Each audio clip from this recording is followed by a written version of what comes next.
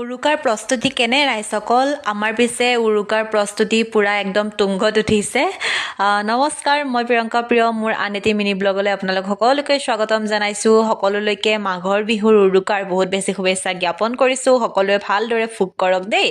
আৰু আজি যিহেতু উৰুকা আৰু আমি ৰাতি আজি আমাৰ চুবুৰীটোৰ সকলোৱে ভেলাঘৰত ভোজ খাওঁ আৰু তাৰ বাবে ইয়াত যোগাৰ কৰি আছে দেখিছে। আৰু লগতে মই আহিয়ে অকণমান স্কিন কেয়াৰ কৰিলোঁ যিহেতু অকণমান মোৰ ছানবাৰ্ণ হৈছে।